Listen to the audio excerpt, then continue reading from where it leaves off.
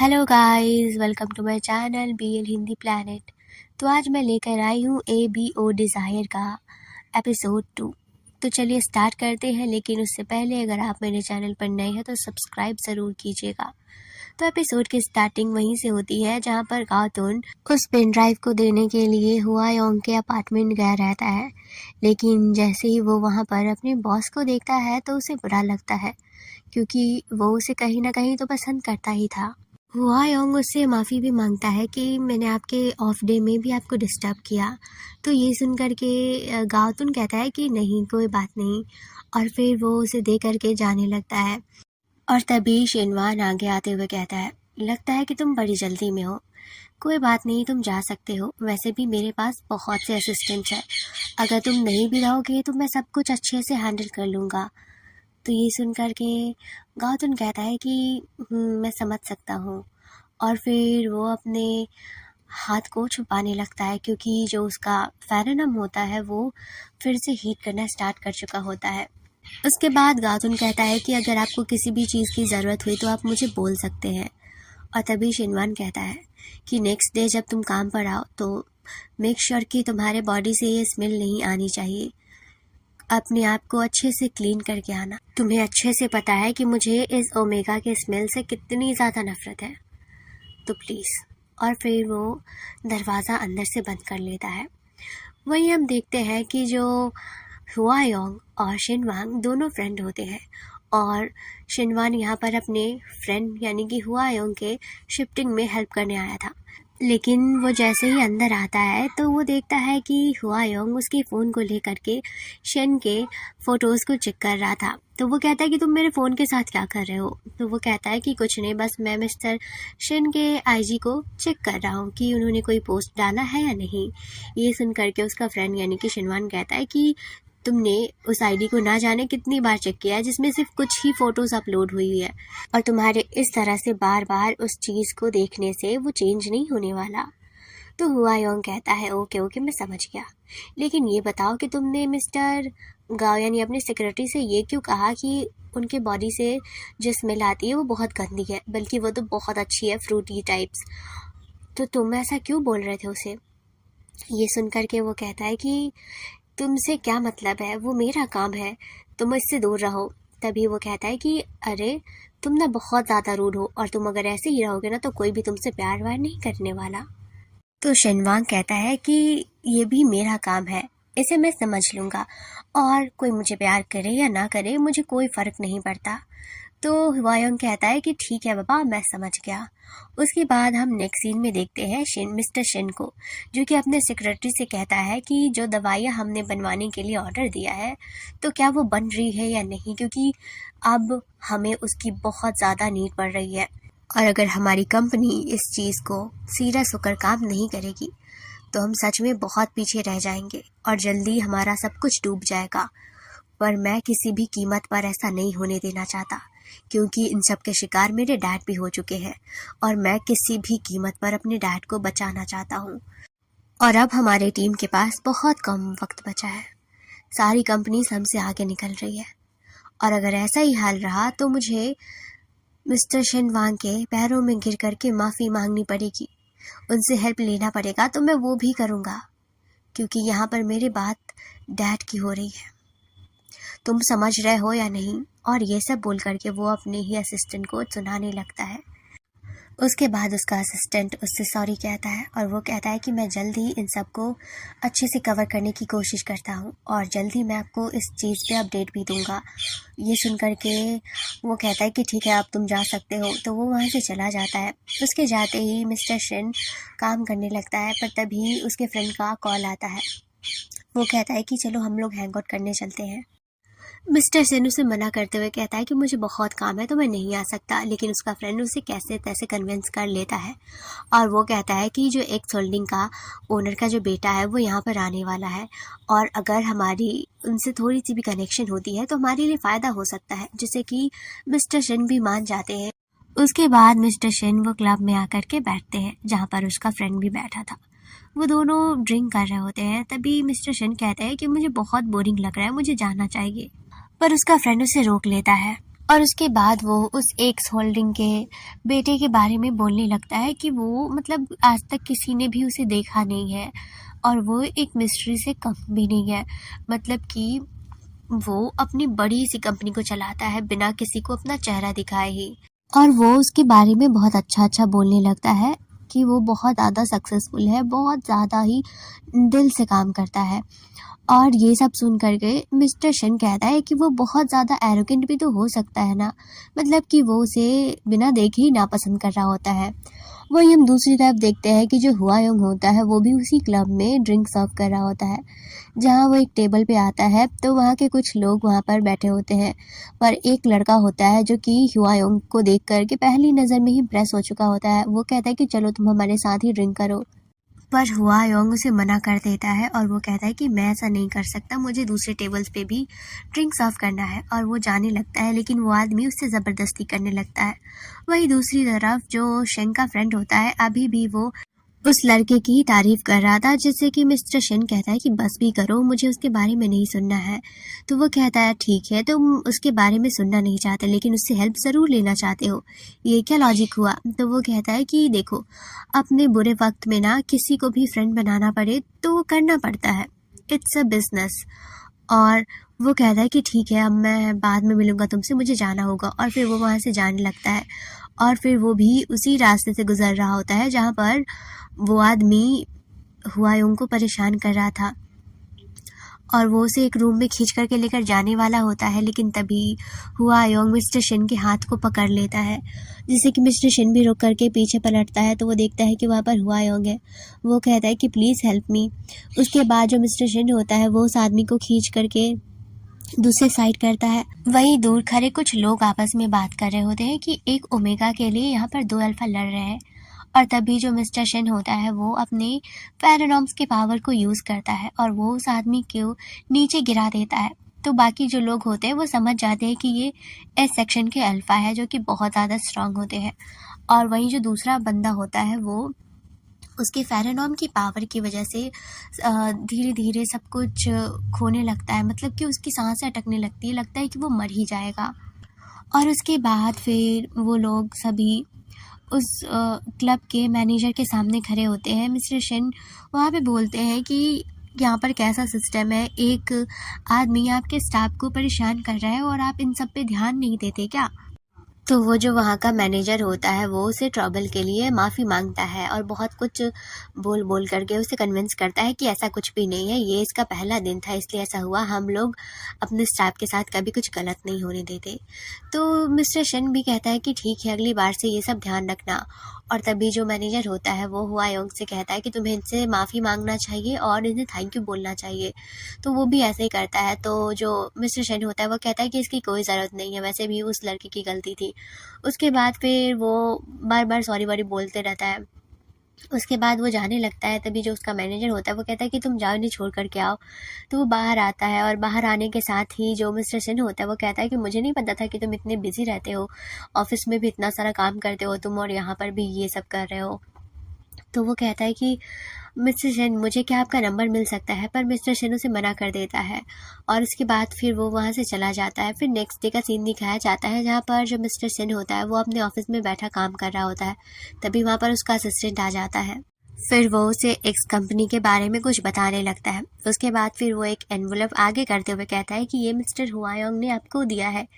उसके बाद जो मिस्टर शन होता है वो उस एनवलप को लेकर के खोलता है जिसमें वो अंगूठी होती है और इसमें लिखा होता है कि thank you so much and आप मुझे गलत मत समझना, मैंने नंबर भी इसी चीज़ के लिए मांगा था क्योंकि मैं आपके सामान को लौटाना चाहता था, पर हिस्सों के मैं ऐसे भी लौटा दे रहा हूँ एंड मैं कल के लिए माफ़ी मांगता हूँ और उसके लिए थैंक यू भी बोलता हूँ कि आपने मेरी हेल्प की।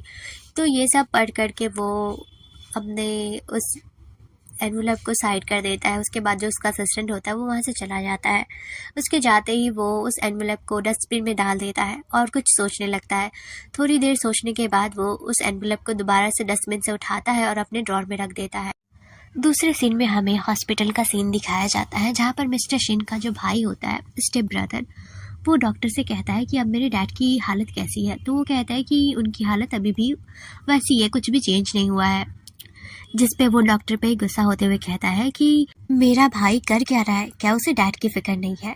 और तब तक पीछे से मिस्टर शिन भी आ जाते हैं। तो वो मिस्टर शिन को देखते हुए कहता है, क्या हुआ, तुम कुछ कर क्यों नहीं रहे हो, क्या तुम डैड के मरने का इंतजार कर रहे हो?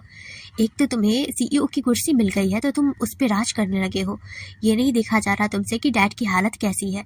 तुम सच में कुछ भी नहीं कर सकते हो। तुम्हें जिस चीज़ से मतलब था वो तो तुम्हें मिल गया ना।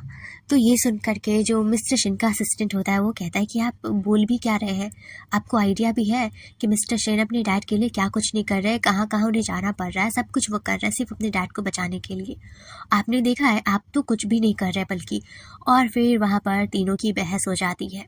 और फिर गुस्से में जो उसका स्टेप ब्रदर होता है वो शन के असिस्टेंट को मारने के लिए अपना हाथ आगे करता है, लेकिन मिस्टर शन उसे रोकते हुए कहता है, तुम्हें बहुत फिक्र हो रही है ना डैड की, तो तुम खुद क्यों नहीं लैब में काम कर लेते। शायद तुम्हारे ये सब करने से डैड जल्दी ठीक भी हो जाएंगे और उस बीमारी का इलाज भी हम जल्दी ढूंढ लेंगे। और उसे बहुत कुछ सुनाने लगता है। और उसके बाद वो अपने असिस्टेंट को लेकर के वहाँ से निकल जाता है। फिर दोनों लिफ्ट में होते हैं कि तभी लिफ्ट का दरवाज़ा खुलता है और वहाँ पर ह्यूआ योंग होता है जो कि लिफ्ट में आना चाहता था। पर जैसे ही वो मिस्टर शिन को देखता है तो वो रुक जाता है। लेकिन मिस्टर शिन भी लिफ्ट का दरवाज़ा खोलते हुए कहता है कि तुम किसका इंतज़ार कर रहे, तुम्हें अंदर नहीं आना क्या? उसके बाद जो वो होता है वो अंदर आ जाता है, साथ में एक डॉक्टर भी आता है। और फिर वो जो ह्यूआ योंग होता है वो यहाँ पर एक विक्टिम कार्ड खेलता है। जैसा कि आप लोगों को पता है कि वो एक इनिग्मा है, लेकिन वो प्रिटेंड कर रहा है ओमेगा होने का ताकि वो मिस्टर शिन के दिल को जीत सके। वो वैसा ही कर रहा था।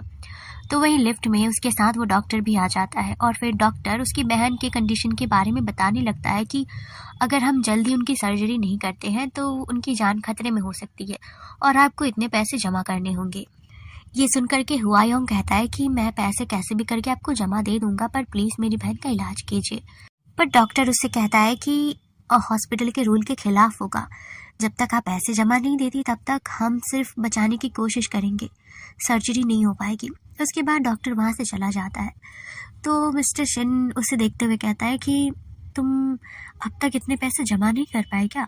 तुम रात में सर के लिए दूसरी ड्यूटी करते हो, दिन में भी जॉब करते हो, इवन शाम को तुम क्लब में जा कर के जॉब करते हो, फिर भी तुम्हारे पास इतने पैसे नहीं है कि तुम अपनी बहन का इलाज कर पाओ। वैसे मैं एक बेटर ऑप्शन दे सकता हूँ, तुम चाहो तो तुम अपने बॉस की जो घड़ी है उसे चुरा करके बेच सकते हो, क्योंकि उसकी कीमत जो डॉक्टर ने बताई उससे कहीं ज़्यादा होगी। तो ये सुन कर के हुआ योंग कहता है कि आप मुझे गलत समझ रहे हैं, मैं वैसा लड़का नहीं हूँ। मैं वहाँ पर सिर्फ काम करने ही जाता हूँ, मेरा और सर के बीच कोई भी ऐसा रिलेशन नहीं है जैसा आप समझ रहे हैं।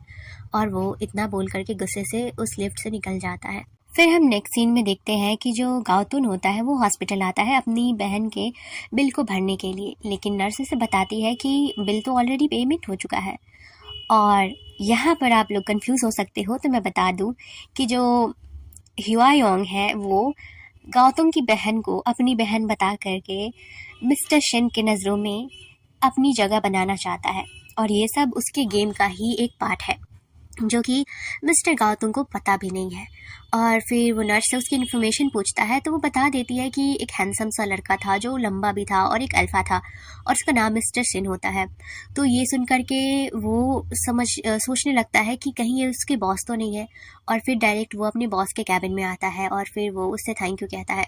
पहले तो मिस्टर शिन जो होते हैं वो कहते हैं कि फिर उसे रियलाइज़ होता है कि ये तो हुआ योंग के प्लान का एक पार्ट है, तो वो दोनों मिले हुए हैं। तो वो कहता है कि ठीक है, थैंक यू बोलने की ज़रूरत नहीं है, लेकिन हाँ नेक्स्ट टाइम से तुम जब काम पर आओ तो अपने बदन से वो ओमेगा के स्मेल्स को रिमूव करके आना, क्योंकि तुम्हें पता है कि मुझे ओमेगा की स्मेल से कितनी नफरत है और ओमेगा से भी।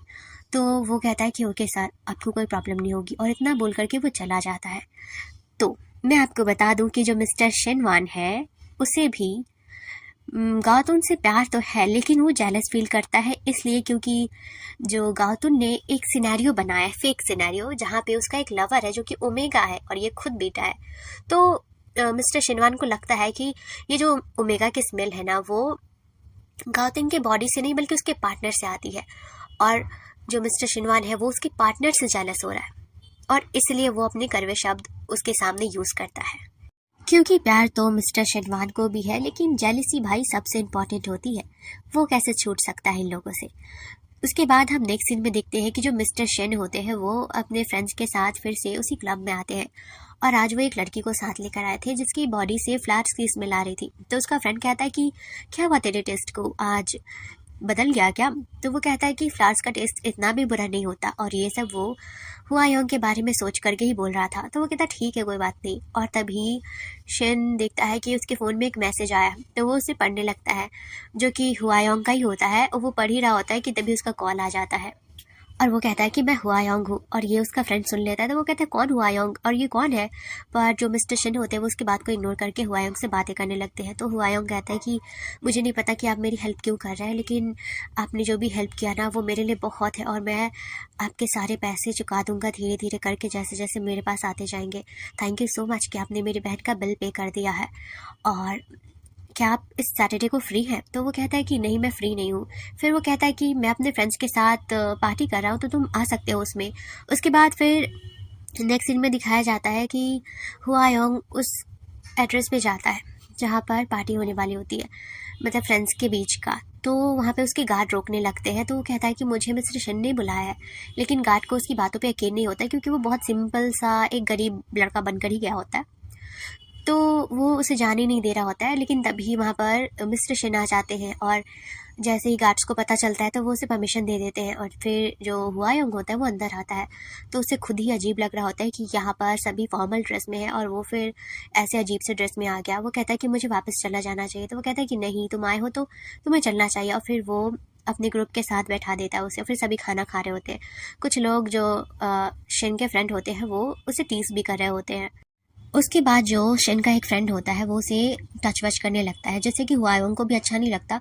और बाकी जो वहाँ पे बैठे होते हैं सब हुआयोंग के एक्सप्रेशन से समझ जाते हैं, तो वो उसे समझाने लगते हैं कि क्यों उसे परेशान कर रहे हो, वो बेचारा ऐसे ही डरा हुआ है।